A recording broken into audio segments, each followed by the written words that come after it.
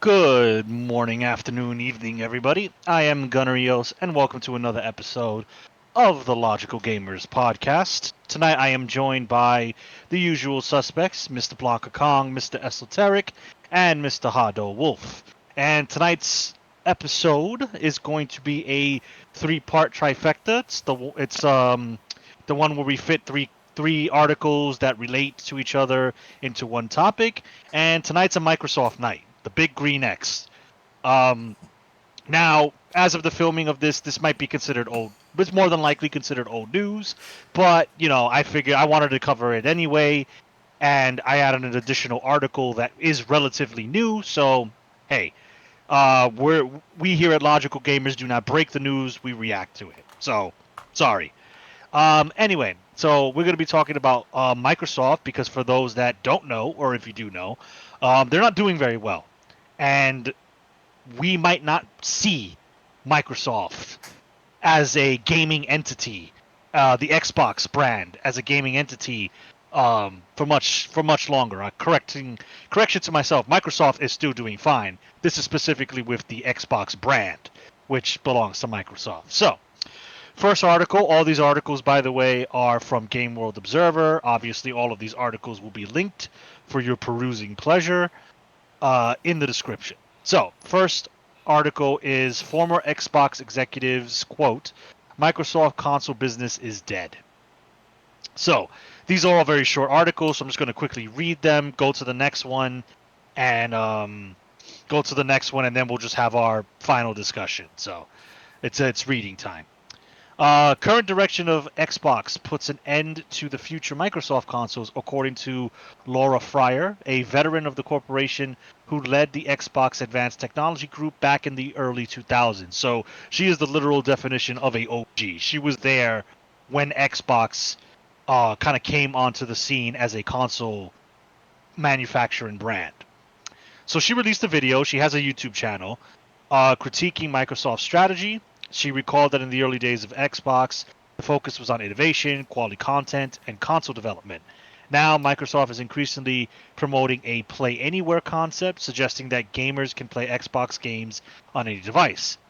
Fryer acknowledged that the idea sounds great, but it remains mostly marketing for now. While it potentially benefits Game Pass, it diminishes the importance of consoles. Additionally, Fryer disapproved of Microsoft's decision to create a portable PC in partnership with Asus.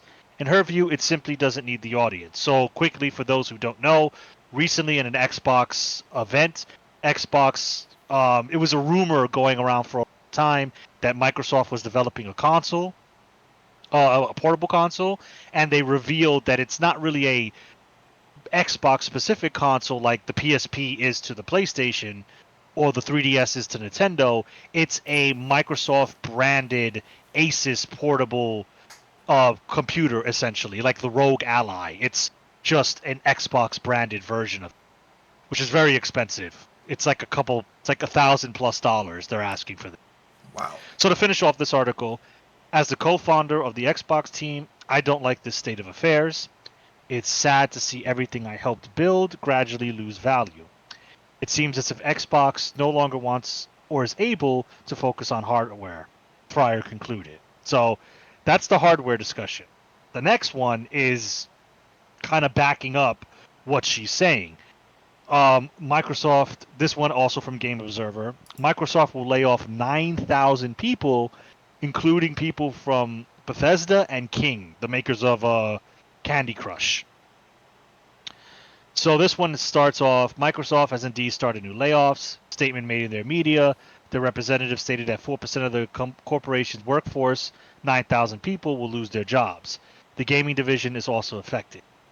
Full-scale layoffs, specifically within Xbox, which is a good caveat because a lot of the news floating around initially was that this was 9,000 Xbox employees. That's incorrect. It is 9,000 Microsoft employees.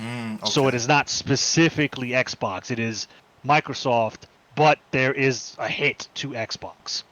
So in the correlation to Xbox, it's currently unknown, which it's, you know, still unknown as of the time of this recording, So for now, journalist Jason Schreier discovered that at least 10% of King's employees will be let go, which is roughly 200 people.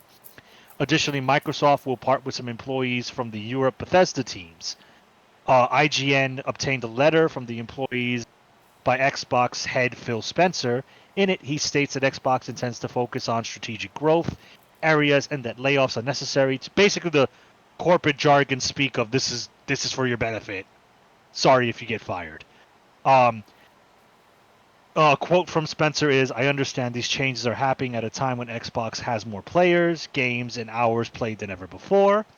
The success we are witnessing is based on previous tough decisions. Now we must make choices to ensure further success in the future." So TLDR, our boy Spencer will be fine. You guys at the bottom rung, sucks to be you. Story old as time. So this is the latest article that wasn't in the initial packet that I found, but came out recently. So I figured I would add it in because it's a nice kind of juxtaposition to the overall doom and gloom when it comes to Xbox. So this one, also Game World Observer, Microsoft Game Pass is profitable even without accounting for expenses incurred by initial studios. So recently, the editor-in-chief of the game business, Christopher Dring, mentioned that the profitability of Game Pass might be a result of skillfully juggling numbers. He suggested that Microsoft's calculations do not include data from its internal studios. However, the corporation has since clarified that the subscription is profitable in any case. So, according to Dring, the profitability scheme for the subscription is calculated as follows. When assuming revenue, Microsoft considers the costs of marketing and supporting Game Pass, as well as payments to third party developers who agree to release their games on the service.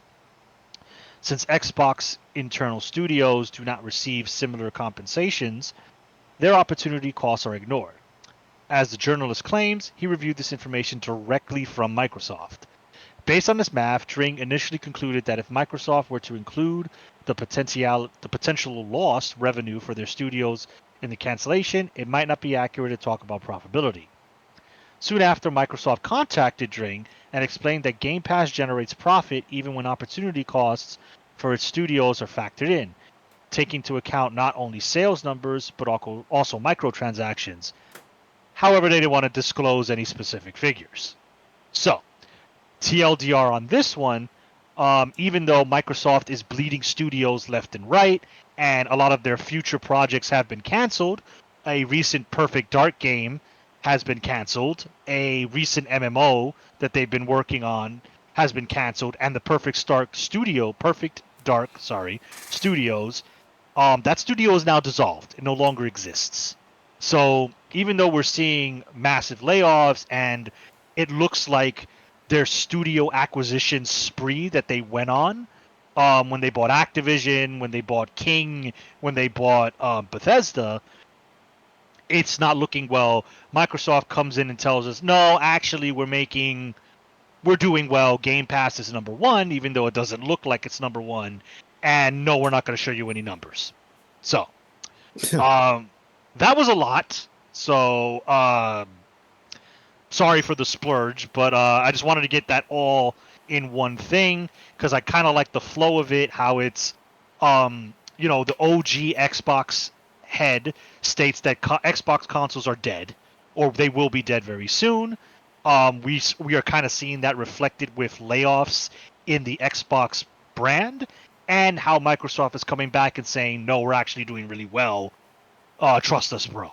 So I will give my thoughts later on. I've spoken enough, so I will now pass it off to any of you gentlemen.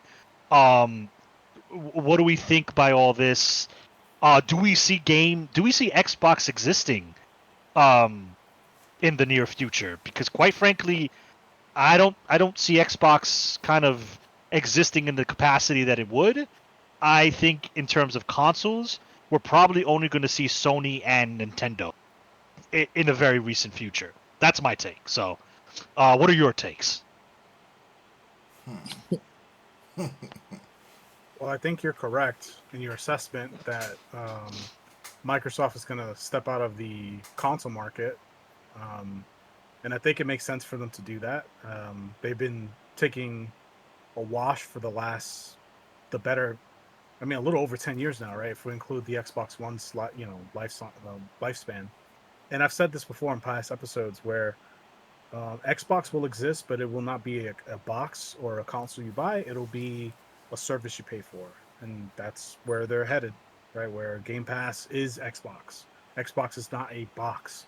It is uh, it is just a brand. It is just Yeah. a thing, an ever changing, Service. um, I guess now service. Yeah, and so that's where they're headed, and that's what Miss Fryer, the former Xbox Microsoft employee, that's why she's upset because they're moving away from what she contributed to and what we all know Xbox was, which was a game console, which was the successor to basically the successor to the Dreamcast, which is probably one of the could have been the greatest console of all time if it was allowed to live. Um, but yeah, I'm not surprised.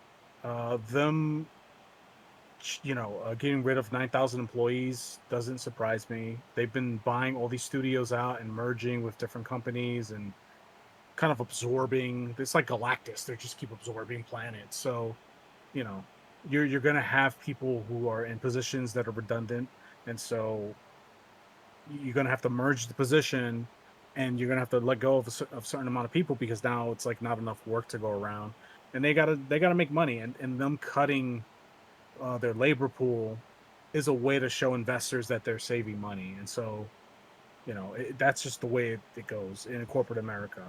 Mm-hmm. Um, and what was the last part? It was basically the them kind of skewing the numbers of Game Game Pass, right? Pass. Like Yeah. Hmm.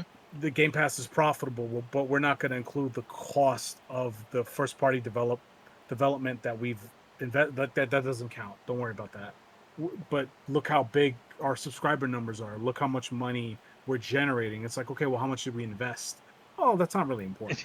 That is important.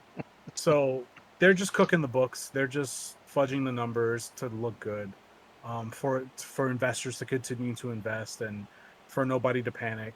I don't think Game Pass is profitable. I think if you do a year over year, a true year over year comparison, and you compare all of the money that they've invested versus what they've netted at the end of the fiscal years, I'm pretty sure they're in the hole from the inception of Game Pass. They have to be.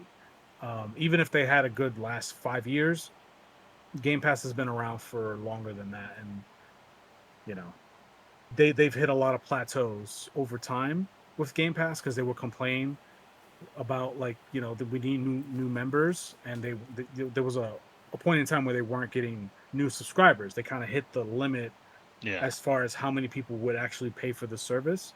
And there was also this might have been 2 or 3 years ago now, where they would increase the price of Game Pass, and then they immediately walked it back, like, "Oh, it was a mistake. You know, we hit the big red button by accident. That's wrong. It's sorry. We charge your credit cards. Don't cancel." That happened a few years ago, and it's just like they're so disingenuous. It's I don't know. This them doing all of this is just headed to the crash that we all are waiting for, and it kind of needs to happen so that these fucking vultures get out of the gaming hobby. Kind of tired of these people. But anyway, Yeah. we'll see what happens. But I'll let somebody else speak. So I just wanted to interject real quick. This wasn't in the article. I know it mentions King and people from Bethesda, but these layoffs also affect, I believe, Raven Studios and Treyarch.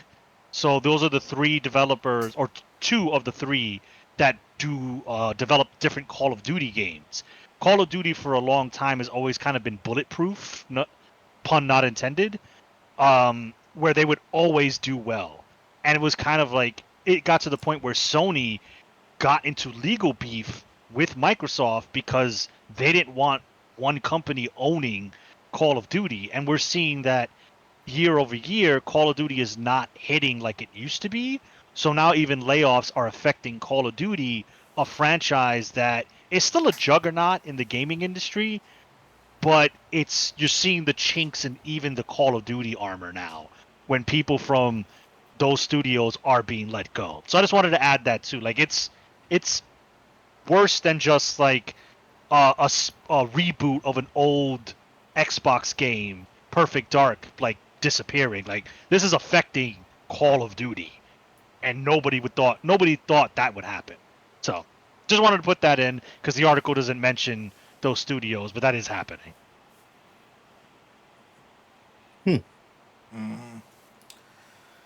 Wow.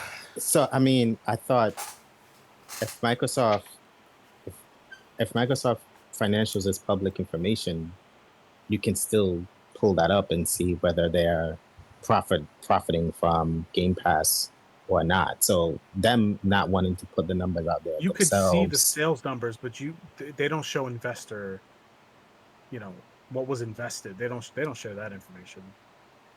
They should, but they're not going to.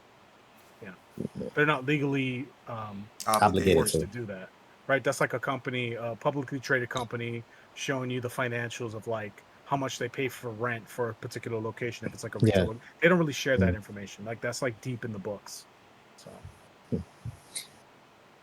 Well, I guess what's coming to them for a while now, so they just I don't know what to say to that. They just think and move forward. That's it. Find Yeah, something else. yeah, me neither. Like I'm not flabbergasted because based upon the trend of Xbox and the direction that it was going, it was pretty much going to plummet. I'm just trying to figure out because I feel that there was, or at least there were certain points where there were certain aspects of the brand being salvageable to some degree, but I feel like they kind of just walked over those decisions and just kept doing whatever it was that they're doing. And I guess what I'm trying to say is that I don't understand their end game because it's like you have a service which is kind of tearing, in my opinion, tearing into your console sales because it's kind of like double dipping. It's kind of like having a McDonald's drive-through across the street and then having an actual store right next to it, and it's like you guys are kind of like stepping in your own way in terms of profitability when you can have customers from a further area, and I just don't understand the direction that they're trying to go. Um, you you know your Series X wasn't doing too well in sales, but then you guys decide to increase the price, um, which is I guess somewhat understandable because they're trying to salvage whatever profit they can. But then you also have Xbox. Um, you have Game Pass, which is like, well, why would I need a console when I could just easily just play these games at the comfort of my own smart TV or like um, my Steam Deck if you're savvy enough to like configure it properly or any other smart device. And then you're in the works with collabing with a handheld console with Asus when you already have the ROG Ally X. It's like I'm just not understanding what these guys are trying to do because initially, at least with the Xbox that I grew up with, they had exclusives. They had their own. They were in their own domain as opposed to their counterparts. Like the companies all shared similarities in terms of like certain mechanics and certain hardware in order for games to be played, but they were kind of in their own race when it came to the softwares and the IPs that they were and they generating. never drew money for it. Yeah, I don't The get it, original man. Xbox, the original Xbox came out Mm-hmm. back in the early 2000s, and they dumped a ton of money into that.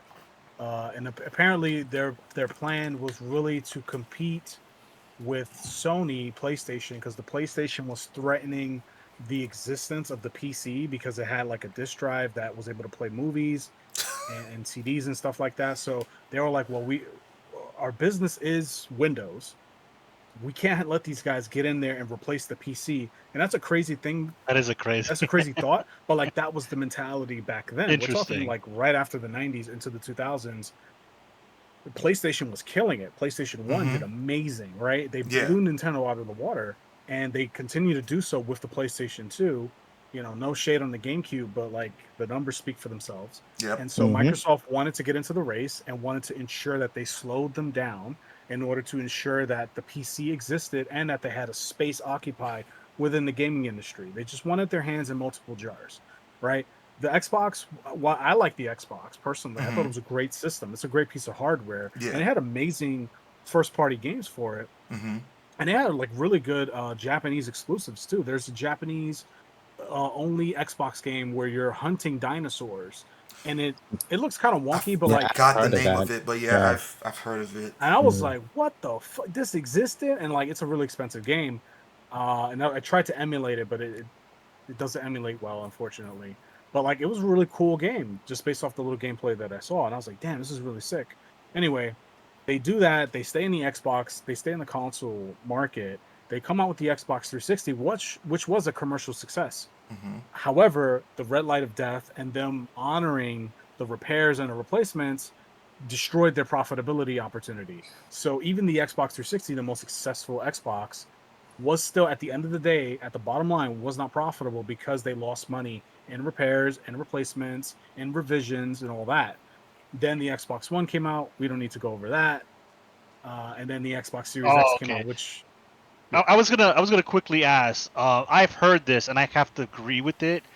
But do you guys think that Microsoft lost, quote unquote, the console wars? I know that's kind of a stupid term, but do you think they lost it when the Xbox One came out and they tried to push that absolutely. always on? That was the Okay, beginning of the Yeah. end. That was the yeah, beginning of the end. Yeah. Yeah, because it that feels like was, ever since then Sony has just blown past oh, them. Nintendo's in their own multiverse, doing their yeah. own thing. Okay, all right, cool. Which That is Because I 100%, because yeah, they could have, and the thing is, it could have been a hell of a lot worse, but they were coming off the heels of the 360, which was a success. A lot of people were like pro Xbox all the way because back yeah, Mm-hmm. then in the late 2000s, people were like, because Xbox was the better place to play in a lot of ways. They had better online service, even though you had to pay for it. A lot of the games that were multi-platform played better on Xbox because they were Yeah. developed for Xbox, then ported to PlayStation. Most people played like Call of Duty and those kinds of games on Xbox. The community was there. They had a chokehold on the market, and then they let it slip near the end, which allowed PlayStation 3 to kind of like turn the tides a little bit with like games like Uncharted and Infamous and all that. I don't think PlayStation won at the end. I think Microsoft either squeaked by or it was basically a tie. But from a profitability standpoint, they didn't make a lot of money out of it, and neither did PlayStation. PlayStation 4 was a hail mary at a hail mary attempt at PlayStation existing as a brand. Like if PlayStation 4 failed, that would have been the end. They put everything on the PlayStation 4, and Microsoft did what they did with the Xbox, which is exactly what PlayStation needed in order to run away with the console war. And more importantly, uh, the justification for them to exist as a brand from a business standpoint. Because if a business doesn't make money, why is it a business? It's not a business at that point. It is a money sink, Yeah. which is a different thing. So yeah, for sure. The Xbox One was the beginning of the end for Xbox as a brand, and with Phil Spencer being head of Xbox and them trying to like put out the fires and release exclusive content and have the backwards compatibility program, which is a fucking skeleton now. They don't talk about it anymore. But that was all an attempt to buy back favor with the fan base, which it was never enough. And now that they're doing what they're doing with their first party exclusives, they're destroying the little favor that they do have. And I think this is just kind of like them pivoting to, well, it's not a Xbox is they're gonna hit you with the PR speak. Xbox is not a console that you buy. That's such a weird way to think. It's a service, it's a lifestyle. So yeah, that's where Yeah, we're they at have now. to they have to change They have to the pivot and mindset. change Yeah. the mindset it can't be the same because the market isn't the same, the leadership isn't the same, everything has changed, even the consumer base is different, right? And Yeah. their demands are different than what they were 15 years ago, 10 years ago, and definitely 20 years ago. So this was bound to happen. PlayStation is going to find themselves in a similar situation. I'm pretty sure, because they're not. People aren't exactly happy with the PS5. We did a podcast episode talking about how the PS5 doesn't feel like a next generation. It feels just kind of like an extension to the PS4 gen, which it is. That's And how it Nintendo's feels to gonna me. do what Yeah. Nintendo's gonna do, right? And Yeah, they're pissing people Nintendo. off too Yeah, with the Switch too. So yeah. Yeah.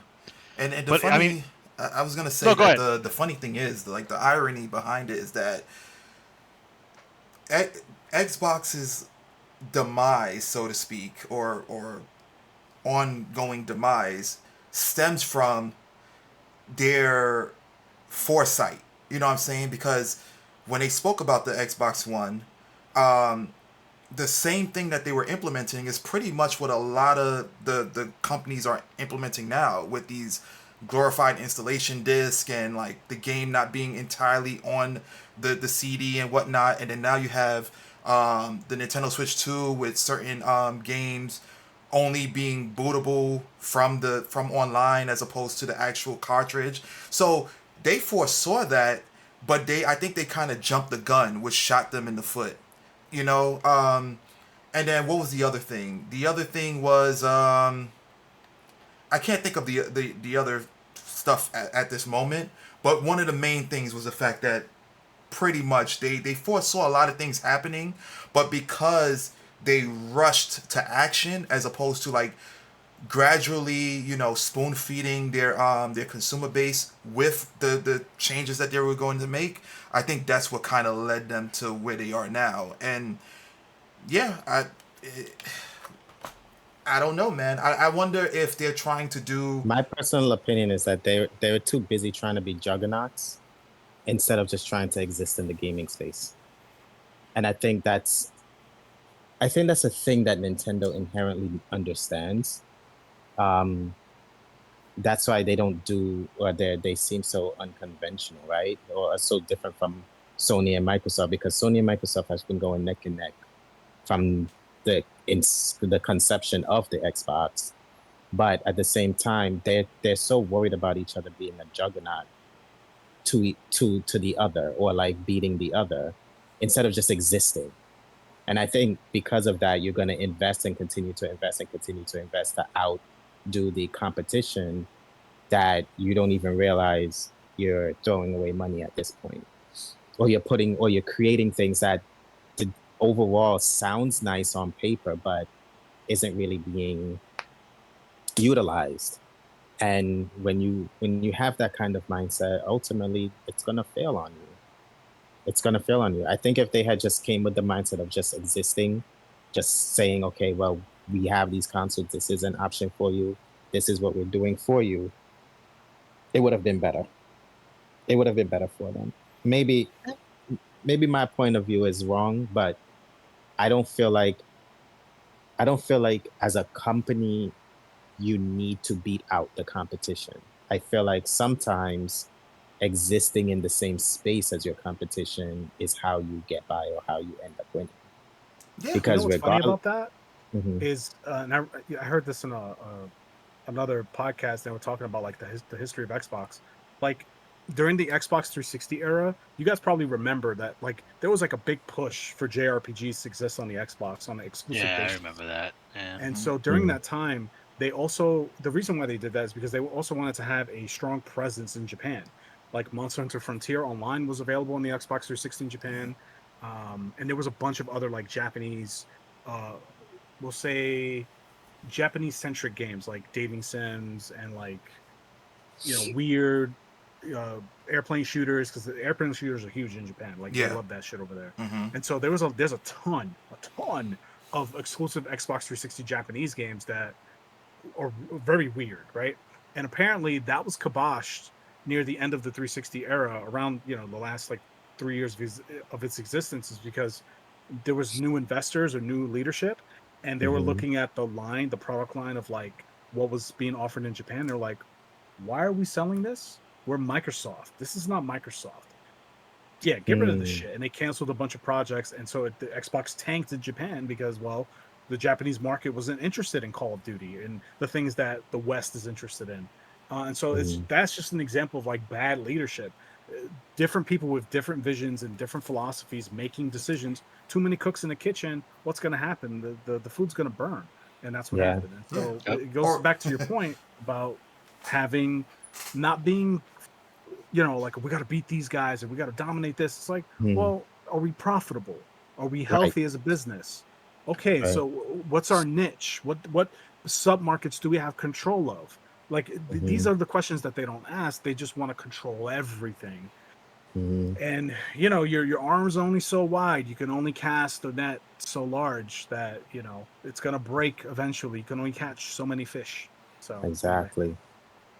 And like a lot of their major IPs are pretty badly damaged now. Like Halo is in a very bad spot. Gears of War is kind of just around. There is a prequel game coming out, but Gears of War is now on PlayStation. I can download Gears of War right now and play that and the multiplayer. Fable. Um, Fable's kind of in limbo. Like they keep like it's not out. It got pushed back. They like trust me, bros. Fable's coming out. Trust us. The Elder Scrolls. That's on the horizon. Maybe, maybe not now. Starfield came out. This was supposed to be at the time like the big brand new IP from the company they just bought, Bethesda. That petered out. Nobody liked it for various reasons.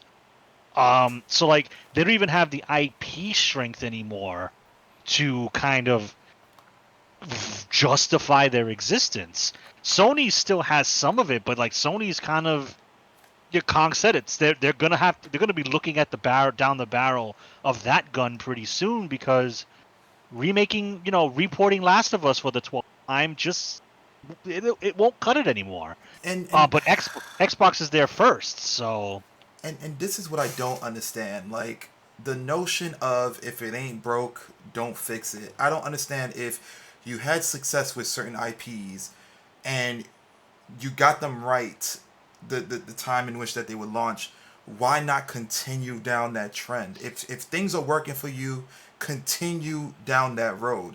Don't deviate from it. Like the particularly Sony, which has an expansive library of different exclusives that they can use. Like they can do another well, they did Ratchet and Clank. They can do another Sly Cooper. They could work on another Spyro the Dragon.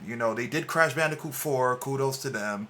But they have other games as well. Like why not give us another Infamous, which they did on the PS4. But create a new story within the Infamous world. Like work with what you have instead of trying to tread waters that you don't know where they lead. I don't get it. And Xbox does the same thing. It's like you're buying all these studios out for what? Just to let them go? It's like you're fishing. It's like catch and release. I don't understand. I don't understand what is the purpose of you buying out these companies and not utilizing them. Is it that you're doing it because you were really investing time and effort into them making a exclusive IP for your brand, or was it that you didn't want other companies to have them? And then the other issue is that you're shelling out even more cash for third party companies to have exclusive rights to their games.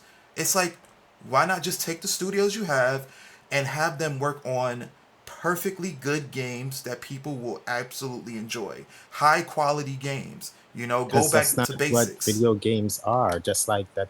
Like, I don't mean to throw in this topic, but it's just like that's not what movies are. It's not about that. It's about, for video games I see nowadays, at least the ones that is costing these companies all these billions of dollars. Because I don't need I I've never thought in my 30 something years of life that a video game would ever cost or have a higher budget than a potential A-list movie. Yeah. Like like the Avengers, for example, I would say was top-notch budget. And there are video games out there that cost that took more than what it took to make the Avengers. Took them more. It yeah. it was more expensive to make. And it's not about the gameplay anymore. It's really about presentation and experience. And when you take that and you can market it and sell it in a way where people are going to fall in line and believe that they can't exist without this game, then or without this medium, then that's how you get them. That's how we got to where we are now. But you're asking, and I don't disagree with what you're asking Mm-hmm. for, but Yeah. we come from an age of where video games were about the gameplay and about the challenges within the gameplay. This era of video games is not like that anymore. It's not about that. It's about the experience, maybe the graphics, or maybe the storytelling, or maybe how how epic that it looks by pressing triangle and your character can do a whole epic, cutscene of a technique. It's not about actual games anymore. It's really about sending messages, whether it, despite what side of agenda that you're on, or simply about, like the amount of effort that they put in making this blockbuster of an experience that you feel like you're in control of because you're pressing buttons to it. So Yeah. so here, So which I get. So here's my question, and I completely understand where you're coming from. So why? My question is, why is the trajectory in which that Xbox is going, why is it going in that direction, right? Because it seems like that's what they're latching onto. It seems like the games that they have been making as of late has been capturing the essence of new age gamers in terms of like the glorified cutscenes, the $1 billion budget to make these epic cinematic games and whatnot. It's not like they're going back to basics to what we grew up on. And it seems like they're going to what, the new age gamers are looking forward to, and they're still failing. Is it because they still have that bad taste in their mouth pertaining to the X, the Xbox One or whatever? Like, is that the reason? Was it like a combination of everything that's cascading and imploding on them? Because they're still failing. You know what I'm saying? So I need just to clarifier, like what are you actually asking? Like, why is Xbox or why is Microsoft sub Xbox? Why are they going the route of like subscription services No, and the, not the route of subscription or you mean services. like the as far as like the kinds of games that they're making now? Yes, the content in which they are making, because like, to Wolf's point, it's like, well, everybody is I have looking an for. answer for you, but I'll let you finish. Yeah, to Wolf's point, which I absolutely understand and agree with. It's like, okay, well, everybody want this new immersive experience. They don't want gameplay. They want a simulated movie, a simulated interactive movie, which I understand because there's a lot of people that gravitate towards that, right? But like, if Xbox is following that path, why are they failing? That's my question. Like, if they're following generating content that is pretty much Well, what. there's a few reasons. Hmm. I think why. I don't know for sure, but I think Yeah. this is why. Number one is the market is saturated right now. Everybody's doing the same thing. Okay. So uh-huh. for every God of War Ragnarok or God of War 2018, these big budget, mega stories, Mm-hmm. there's those are the ones we know about because those are the ones that are successful and they made a ton of money, right? Spider-Man 2, I think they're still waiting to make back their money on, right? There's just too many. There's too many, number one. Number two, the budgets are too big. Yeah. They're Hmm. investing way too much. That's And what I number was gonna say. Yeah. Yeah, and number Mhm. three is there are other categories of games that are inherently selfish. So like service games, live service games Mm-hmm. are designed to keep them in that bubble. We Yeah. want you to True. continue to play Fortnite. We want you to continue to play Warzone. We want you to continue to play Marvel Legends or whatever it is. And some people get caught up into that bubble and they're like, yeah, I play these two games and that's all I play. And so those consumers are out of the market for entertainment. And so those guys who might have bought Indiana Jones or what's the other one that you played recently, South of Midnight, Yeah. they're not buying these games because it's like, well, the new battle pass came out for Fortnite, and my attention is occupied on that right now. So I think I'm good on that, right? So Microsoft is not making the money that they want to make, that they could have made in a different era, because the market conditions, the market oof, words. I should try that again. The market conditions that they have contributed to. Mm-hmm. Yeah. Yeah. So, Okay. my answer is that I think a lot of pretty much what Kong said and Wolf budgets are insane, astronomical. Um, and I think Game Pass is their own worst enemy I because agree. with these budgets being so astronomical, they're not selling these games at $70 a pop. If a vast majority of their audience has migrated to Game Pass, which, let's be honest, Microsoft has kind of heavily funneled a large portion of their overall player base into Game Pass with Game Pass constantly going on sale for $3. And if you get Game Pass, you get Doom Eternal, for example. Day one, you can pre-download that, and you're good. Bundle it with Game Pass. You like Call of Duty, right? Well, get Game Pass Ultimate. It gives you Xbox Live.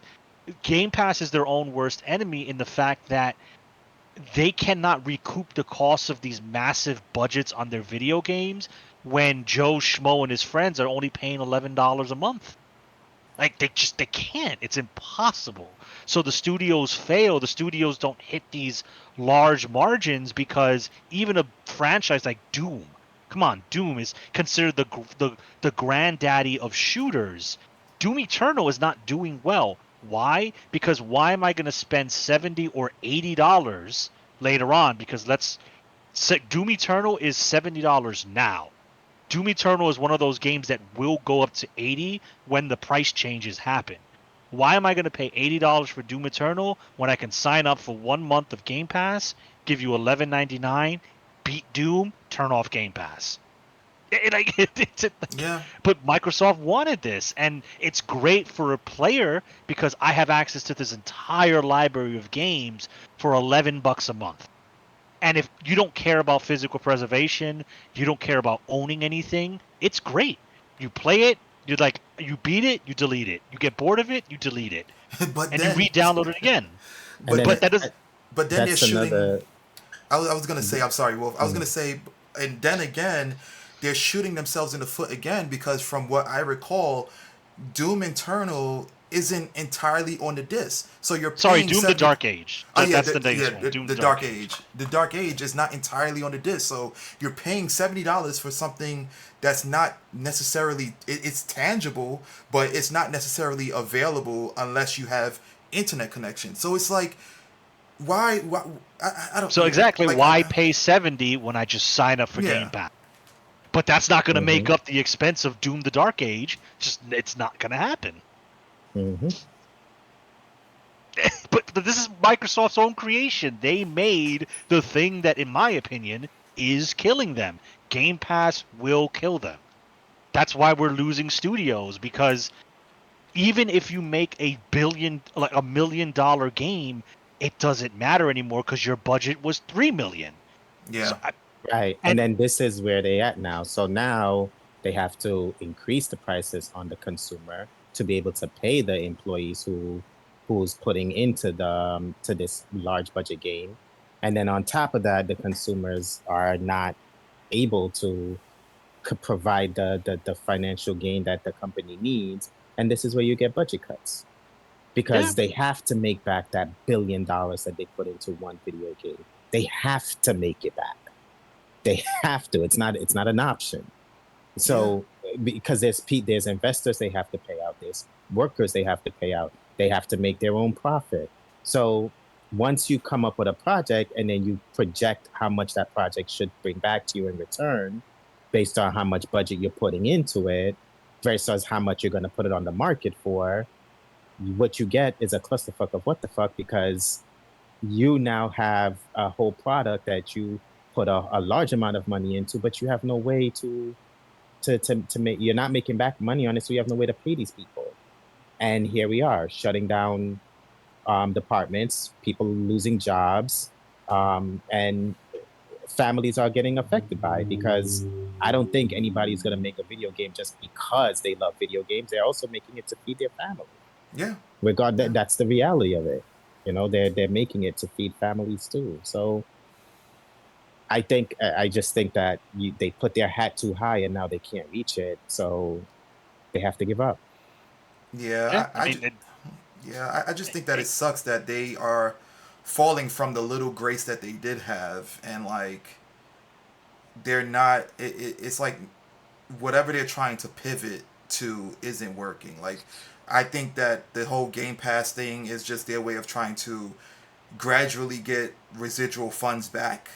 But I guess the overwhelming margin of what they've put out, they're not getting that back anytime soon, if not ever.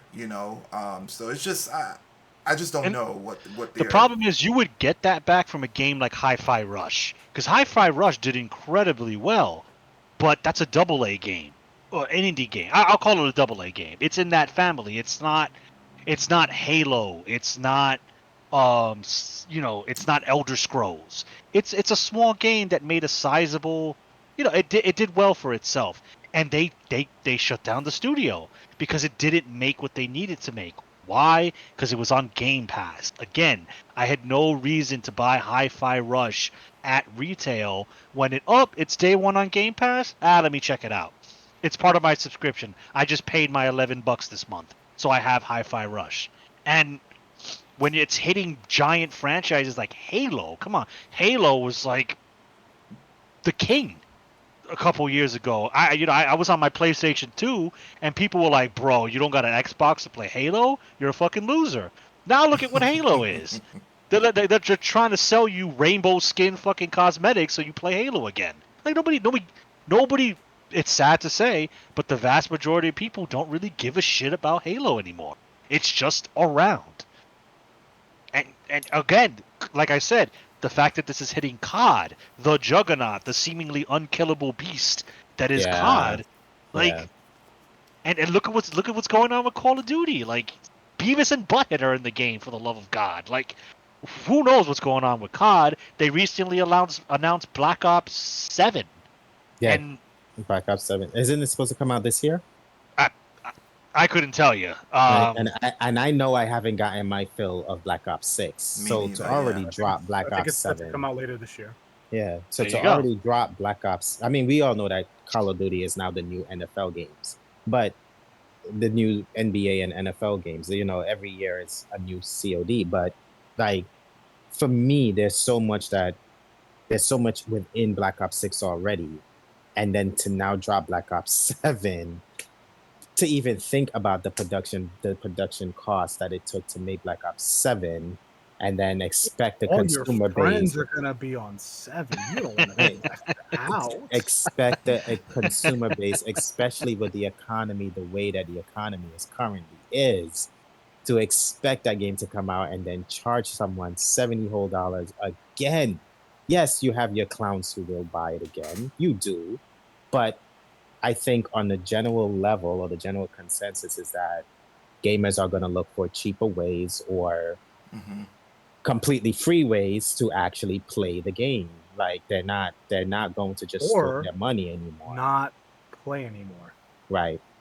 Yeah. Yep. True. Yep. Right. Yeah, that's And that's yeah. Go and, ahead, and, and Gunner. that's where we no, that's where we are. Like it sucks, and we're talking about Xbox today.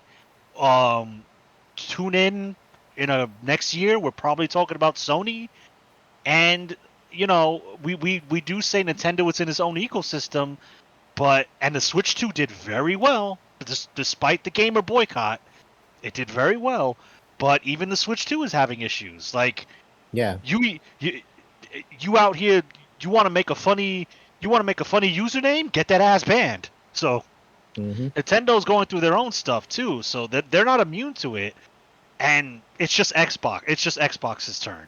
And the convenience of Game Pass it's great for us. It's great for us the players, but it is not a viable For vehicle now.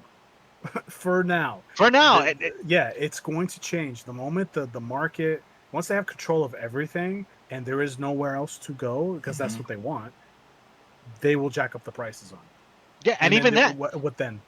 even that has a saturation point, because at some point, if Game Pass starts costing $30 a month, sure, I want to play Call of Duty 29 in space +2, but I'm not paying $30 a month for this, because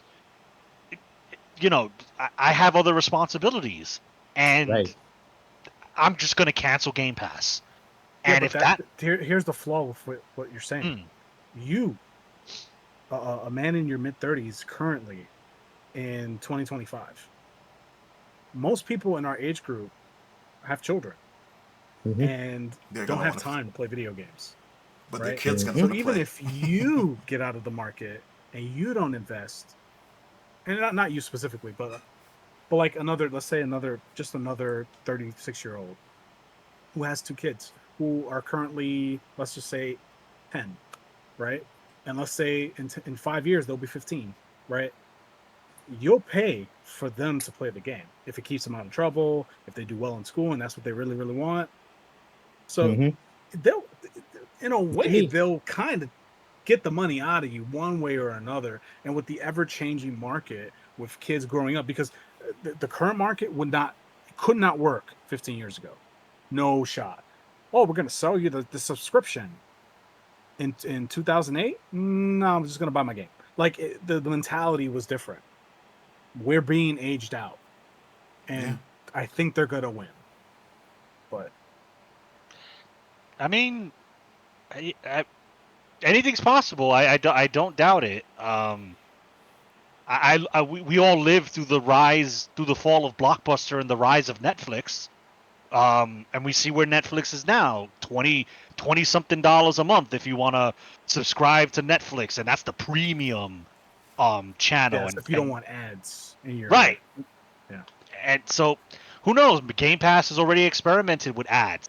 They've talked about introducing a lower tier of Game Pass with ads. So, It's already you done. know, there you go. So it's like, So there's Game Pass. There's no ads though, I don't believe.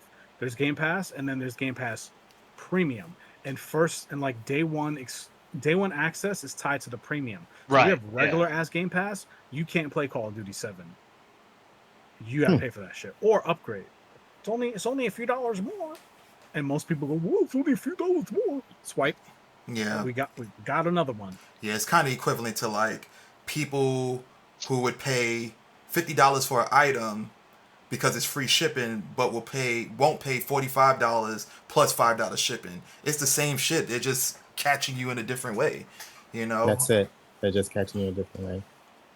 But But I mean, if I don't give a shit about what you're offering, you're right, Kong. There's gonna be people, maybe parents or parents of our kids, when they become parents, that will do it. But like, if I don't know, maybe things. I don't know. I can't read the future, but it's just like, if the slop gets too sloppy, it's just like, do I give a But shit about this anymore? if you can't You, identify the slop, then is it slop anymore? you're gonna right. You're Right? gonna fall for it. Yeah. Because a game like Fortnite, I don't think it would have worked during Halo days. I just don't think it would have worked. That model couldn't exist. Well, for other reasons, like the internet isn't what it was and all that. But like, it just people I think people of a different time could kind of see the bullshit. Like, you're trying to hustle me, and a lot of people today, like like your 20-year-olds today, I don't think they have that same layer of protection. And if we're talking about 20-year-olds in another 10 years, the 10-year-olds today that become 20-year-olds in 10 years, I think they're going to have even less protection and become more susceptible to these like underhanded tactics. So it's Not my like, 10-year-old. not your 10-year-old, but I teach his ass. I think Mm-mm. your 10-year-old is going to be the exception to the rule yeah, because my Yeah. and nephews not are the rule, too. unfortunately. Yeah. Yeah. Yeah, but that's because you guys are guiding them. Hmm. Right. How many Exactly. There's guidance. 10-year-olds can say that they have Mm. their dad in their life, or a male role model, or just an adult role model that Who knows better? understands finance and who could just kind of break these things down, because I could tell you when I was 10, hell, when I was 20, I was making a lot of reckless fucking financial decisions because I didn't have the Mhm. discipline yet. Yeah. That's because I wasn't taught it. And that's a cop out excuse, but like that's kind of true. Like if I was taught better, I think I would have Mhm. behaved differently, right? And so I know that now, and I take accountability for that, and I accept that for what it is, and I'm paying for it now, and that's okay. That's what adults do. Right, You make a right, right. mistake, okay, you learn from it, and you do better next time, And you and then teach you the try to future. pass that Right, on to the next generation so that they can be better off than you. But right. I think for most people, I mean, look at parents today, and like parents for the last, I'm gonna say 10 years or so. How many parents use the iPad or the phone as their babysitter? Yeah. Tons, True. way more than parents who actually sit down and homeschool their kids and spend time with their children. They're just like, here, just play with the phone, shut up, leave me alone. I Yeah. got to live my life or whatever. There's Very a lot of detached people, I from think their most kids. people are like that. And Yeah. so these kids grow up with YouTubers as their role models. And these True. YouTubers they're selling them shit. And the sad part is, to add to that, is that the people who are supposed to be doing the guiding are people within our generation. It's our generation now that has these current kids that are glued to iPads and glued to like iPhones and stuff like that. So yeah. Yeah, but the other problem is that the people who should be having children aren't having children. True. 3 out of the 4 of us don't have any Yeah. children. Yeah. Eh, Mhm. How many dumb fuck Neanderthal knuckle dragon morons have 5 kids out there who they don't too even many. they probably couldn't even recognize them in a lineup? Mm-hmm. Mhm.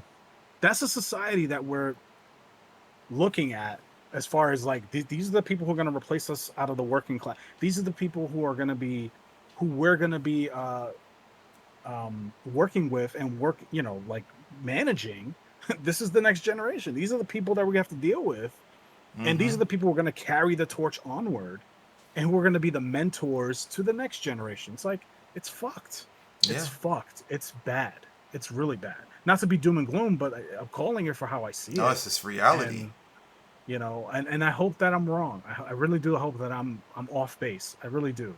I would be so happy to be wrong on this particular case, Yeah. but I don't think that I am, Yeah, I mean, and I that's mean, sad. judging from that video you sent me, where the next generation was acting rowdy on somebody's car, close to where I lived, like, Yeah, I grew up in that area too. I yeah, grew up in Park Place, which is just like a 10-minute walk from that particular intersection. Brother, let me tell you something. I did a lot of stupid shit when I was a little kid. We're talking like 10, 12 years old, whatever, because the kids in that video were around that age or a little or high older, like school, 15, probably high school, 16. yeah. Yeah, like sophomore in high school, whatever. If that if I was caught jumping on some other person's car, causing a problem with my other friends doing the same thing, Mm-hmm. I'm pretty sure 80% of us would have got our ass kicked later that day. Fucking guaranteed, 100%, right? hundred But percent, now it's not the case. 100%, man. Now it's 20% might get their ass whooped. The numbers have inverted. Yep. Mhm. So Well, for Xbox's sake, to bring it around town, for Xbox's sake, they better hope they live long enough to see that that doomed generation or they will. generation. They absolutely will. They've done We'll nothing but see. lose money over the last 25 years with Xbox. And they got Microsoft With backing Xbox, them, so they're too big to fail. They're going to survive. They're gonna trudge through. They're gonna see it. They're gonna be there at the end once all the dust settles and the crash happens and all this. They're gonna be like, "Hey, but we're still here. Let's cut a deal. We got a great service for you. Where else are you gonna go? There is no Sony PlayStation. Mhm. There is no, maybe Nintendo isn't the same anymore. Like you're gonna go to those guys. You're gonna play Mario. Who wants to play that shit? You want to play these games. Like I can already see how just the market changes, and they just dominate everything because they just sitting in the back, just waiting for everything to crumble to go in and strike and just take everything over. I could fucking see it yeah, happening. because they're banking on, at in the future, in my opinion, they're banking on legacy and familiarity. Like, But they Wi- have no legacy anymore. No, but it Like, will become legacy within the next, I mean, they do have 10, legacy. 15 They years, it's not good legacy. They've done a terrible job at maintaining that legacy. But in, let's say, 10 years from now, if they could flip it and be like, we've been in the gaming industry for 30 years, right? And people are gonna buy, they're gonna eat that slop. They're not gonna Yeah. look at the history and like Yeah. research, like, well, what did you do in this history, right? The those who write the history are the winners, right? And you get the story that the winners want you to hear, Yep. straight up. And so if Microsoft makes it to the end and they out survive and they out, even with terrible budgets, if their safety net is as strong as as it is and as strong as we think it is, they're gonna trudge through. They're not in the same pressure position that Sony's in and that Nintendo's in. They're just not, right? It's just that's just how the chips have fallen and that's how the cards have been dealt. Call it unfair, it is what it is. So Yep. if they survive, they're gonna flip everything and like, well, this is the history, and people are gonna buy it at face value. Yeah. Right? They're not gonna do their research. They're just gonna, oh well, Xbox has been around forever. It's been. They're gonna this line is crazy that I'm about to say, but it's going to exist for those in the future. Xbox has been around longer than I've been alive. Mm-hmm. That's a crazy Mhm. thought, but that line will exist for those who are 20 in 10 years. They're like, yeah, Xbox has been around way before me. Of course, that I'm gonna trust them, and they're gonna fall Mhm. into that web. Yep. It's like Halo 7. It must be a good game because they have 6 predecessors before it, and Six then predecessors. and then That's also the the logic. Look yep. how people talk about Nintendo. Mhm. Half of Nintendo's consoles have been failures.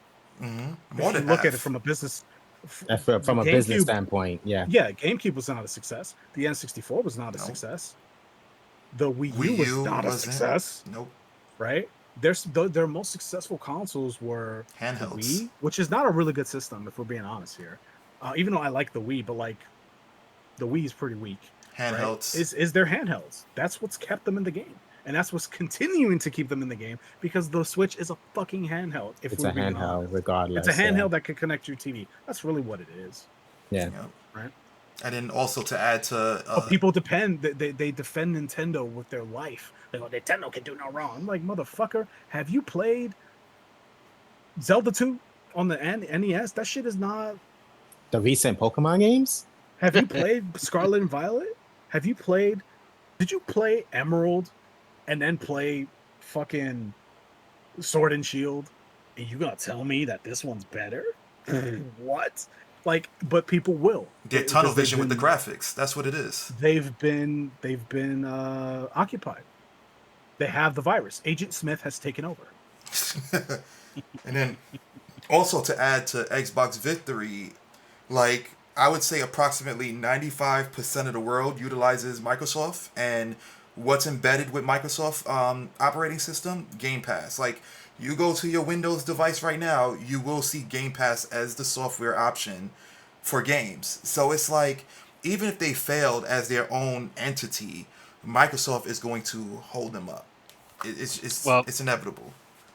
here's the thing. I hope Microsoft gets really good at speaking Mandarin because I think the realistic future is a lot of Chinese mobile games.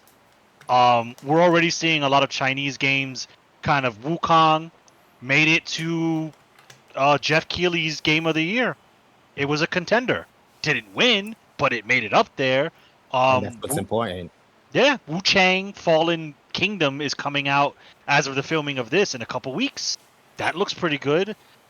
Stellar Blade is That's not the game with Chinese. the it's like it's the Asian girl and it's Yeah. like a Sekiro game.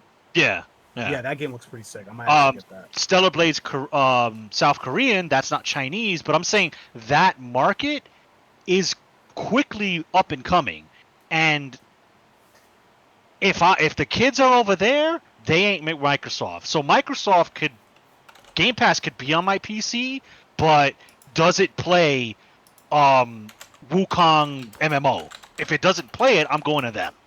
So that's why I think the future Kong's talking about is a very real thing, but I don't think it's going to be Microsoft at the head of it. I don't think it's going to be Sony at the head of it. Well, I don't think Sony's going to exist as we know it today in 15 years.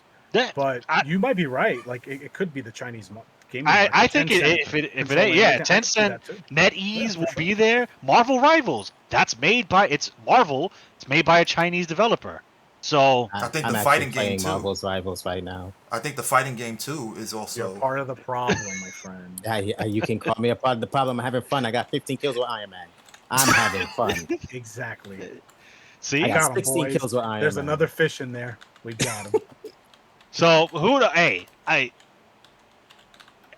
it is what it is. My hobbies are shifting. Good luck to you youngsters. You're gonna need it. Listen, I get it. Like if there's a will, there's a way. Right now, I'm like like Pokemon cards is fucking retarded. I just found that Korean Pokemon cards are way cheaper. We're talking a booster box for Yep. $30. I'm like, I'm about to be a Korean Pokemon master. Cause And then fuck they get that. special art too. Yeah, I was like, The Korean what the cards fuck? get special Because art. The Japanese card market has been absorbed as a secondary market. So booster Hmm. boxes that would have been like $80 is now 120 because the US North America, the North American cards are like $200-300 for a booster box. I'm looking at this Korean shit like $30-40. That's not bad. I could do that. I think I could do that. I might So be able to anyway, do that. hmm Might be able to do I might that. be able to. I might be able to do that. hey, So and that's where we might end up. So, yeah. but that's the current state of the game industry. I think I've said everything I needed to say. Anybody else got any closing thoughts or last How much time words? do we have left? Or we pretty much at the We're hour? pretty much over, but I'll say bring back Tato Games. That was an awesome company back in the days. Tato made some great games. On But it's the not going to be the same developers. No, I The know, I name is the know, Listen, the name. people that made those I know. great games that you're thinking about are fucking retired or dead. Or Yeah, give it up. We're getting Give it close up. to dead. Yeah. Give it up. It's done, bro. It's done. we Play got some we Fortnite. got some unsung heroes. We got some indie games that are like trying to. Oh, for sure. So The indie scene we have is hope. the indie scene is what's keeping the gaming hobby alive to me. Yeah, This yeah. month, you know what I'm gonna get this month? I'm gonna get the Thing remaster for Switch. Hmm. I'm gonna get Legacy of Kain. Capcom Legacy Collection 2 with the SNK games and all that. I'm gonna get that. I'm gonna get the Legacy of Kain collection. And then what's the other game I plan to get? It was an indie game. It was supposed to be Etora, but that's Tora. coming out in Oh, they pushed that September. back. Yeah. Right. So that'll be September. So all I buy is indie games, old ports, and that's it. That's where I'm at. I don't need or want anything else. And I might get Metal Gear Delta come August. I might grab that if I'm like itching to play it. We'll see. But I could wait on that too. I don't have to get that right away. So my gaming consumption has really gone down. Not because I can't really afford it. I can squeeze it in, but like for what? Why Like, would you what? want to? Yeah. Like Yeah, what is there for why me? put yourself through that problem? I just downloaded Left 4 Dead 2 for $2. I'm chilling with I don't need these new games, dude. I don't. These new games are slop. I'm not gonna join my friend playing Marvel Rivals. Absolutely not. I'm drawing a line in the sand. Mm-hmm. That's I fair. mean, again, I'll just close it with, like Kong said, these games are expensive. They're not that great. 9 times out of 10, they won't even fucking work. Look at Monster Hunter Wilds. Shit don't work for a lot of people. $70, It please. still doesn't work after all these updates, and the Yeah, PC players are still locked out. I heard the updates made shit worse. So it's just like, Yeah. You know what's Apparently, the funny? multiplayer is still fucked up too because that was my issue. I kept getting kicked, and it wasn't my internet. It was just the infrastructure of game? the online You, of the game. Of how many Monster Hunter. months after release? And you, it's just like, full price game, unacceptable. mind you. Full price. but you know what's And the it's not a funny bad thing, game. right? The funny thing about it is too that you know how well a recently released game is performing when you go to GameStop and you see the price like a couple of weeks later. That shit is like, I think Wilds currently is like almost $40 or something. Like, Bro, the game had a peak of over 1 million something players. Now it averages around 14,000. That's abysmal. yeah, I think at this rate, like There are World is more probably a little players more playing expensive. Monster Hunter World. No, that's legit a thing. Yeah. There are Yeah. more people playing Monster Hunter World than Rise or Wilds. I wonder So that's why. where we are. I still have my world. I can play that when I want. So I I've wouldn't been- be surprised if there's more players playing Generations Ultimate. I wouldn't be shocked, even though we don't have access to those numbers. Wouldn't surprise me if it's like pretty close. Wouldn't shock me. Probably. But so on that note, ladies and gentlemen, boys and girls, thank you once again for joining us on our episode. A little of a downer, but that's the current game industry. Find what you love and hold on to it, because money talks and bullshit walks, and shit's just way too fucking expensive now. So pick your hobbies wisely, and you are the masters of your own fate and all that motive. Anyway, thanks again for watching us. Thanks again for listening to us. If you stuck around this long, we appreciate your viewership as always. If you want to engage further, make sure you leave a comment, subscribe, let us know. Are we stupid? Are we Xbots? Are we Sony ponies? Whatever derogatory term, it's fine. We'll take it. Um, if you're a social media user, we've got social media links. Check them out. If you're a stream enjoyer, Mr. Esoteric is our resident streamer. He streams on the Logical Gamers TV channel. He's streaming on Twitch. He's streaming on YouTube. So whichever's your preferred video viewing site, he is on it. He streams Mondays and Fridays. He can throw an impromptu stream every now and then. So make sure you follow him. He plays the gambit. He plays old games, new games, current games, multiplayer games. He plays a bunch of it. So there's bound to be something that you'll enjoy. So make sure you check him out. It's always a good time over there. We'd love to see you. Anyway, once again, thank you for watching. Thank you for listening. We will see you guys in the next episode.